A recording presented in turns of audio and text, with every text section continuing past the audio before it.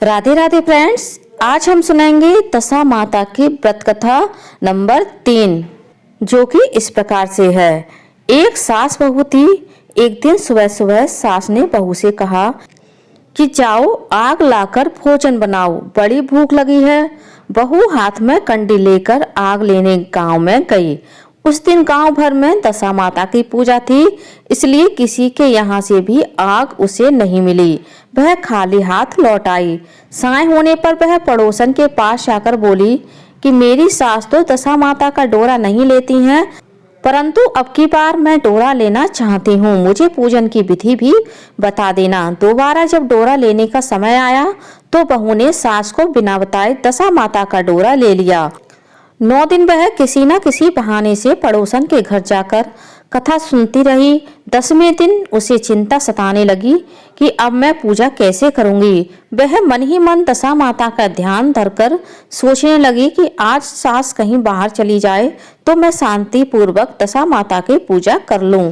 दशा माता की कृपा से सास बहू से बोली, मैं आज खेतों में जा रही हूँ, यदि मुझे आने में देर हो जाए तो तुम मेरे लिए खेत पर ही खाना ले आना। बहू के मन की मुराद पूरी हो गई, वह तो यही चाहती थी। उसने सास से कहा कि आप निश्चित होकर जाइए, घर का सारा काम मैं निपटा लूंगी। सास के जाते ही बहू ने स्नान कर दशा माता की पूजा की। इसके बाद वह पूजा की सामग्री मिट्टी के गोले में रखकर उसे सिलाने के लिए ले जाने लगी थी कि उसकी सास खेतों से वापस आ गई। सास को देखकर बहू ने जल्दी से उस गोले को मटकी में छिपा दिया और उसने सोचा कि उचित समय पर मैं गोले को दही से निकालकर विसर्जित कर आऊंगी।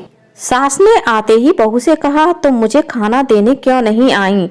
अब तक क्या कर रही थी? बहू ने कहा कि आज मैंने सर के बाल धोए थे, उनके सूखने में देर लग गई, इस कारण भोजन बनाने में देर हो गई।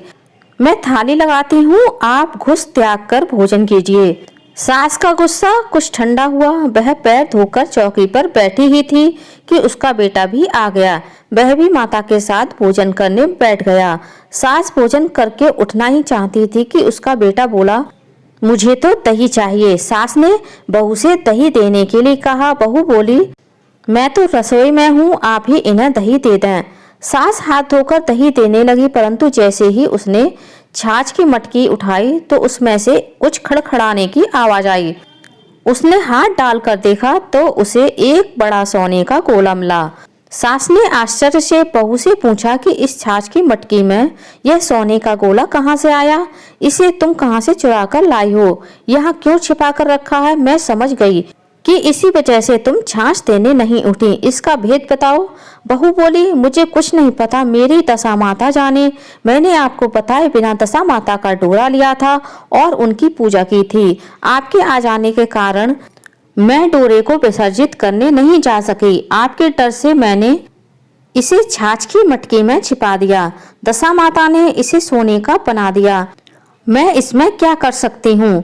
सास ने बहू को गले लगा लिया और कहा, अब मैं भी तुम्हारे साथ डोरा लूंगी और विधिवत व्रत और पूजा किया करूंगी।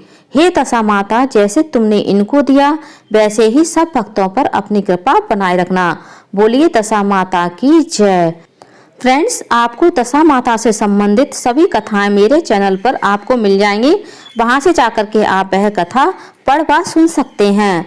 आपको मेरा यह वीडियो कैसा लगा कमेंट्स करके जरूर बताइएगा और चैनल को सब्सक्राइब कीजिएगा। धन्यवाद।